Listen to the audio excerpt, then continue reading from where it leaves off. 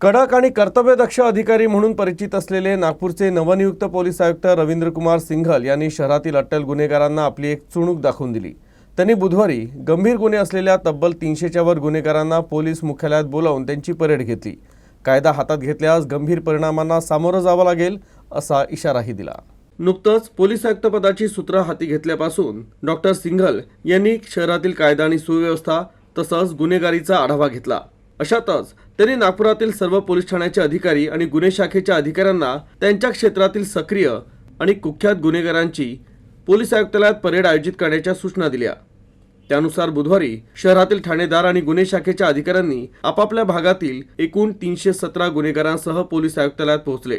यावेळी पोलीस आयुक्त डॉक्टर सिंघल यांच्यासह सहाय्यक आयुक्त अश्वती दोर्जे, गुन्हे शाखेचे उपायुक्त निमित गोयल तसंच शहरातील विविध झोनचे डीसीपी आणि ठाणेदार उपस्थित होते। दरम्यान पोलीस आयुक्त प्रत्येक गुन्हेगाराशी बोलले। यापुढे गुन्हा घडल्यास आढळून येईल त्याला कायद्यानुसार दयामाया दाखवली जाणार नाही। पोलिसांची कारवाई टाळायची असेल तर गुन्हेगारीपासून दूर राहा असा गंभीर इशाराच पोलीस आयुक्त डॉक्टर रवींद्र सिंघल यांनी दिला। सांगायचे रिपोर्ट सर, सूरज वानखेडे आहे, 8 गुन्हे त्याच्यावरती, एक मर्डरचा गुन्हा आहे आणि मुख्याची पण कारवाई झालेली आहे।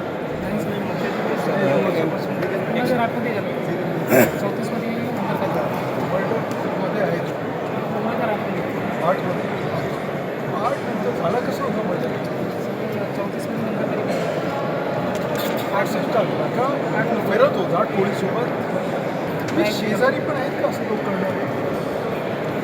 तुम्हाला ते माहिती देता येईल का? आता जे आहेत शेजारी तुमचे सरळ राहायचे, आता हे चालू एक एक गाडीच्या बाग काढून जाऊन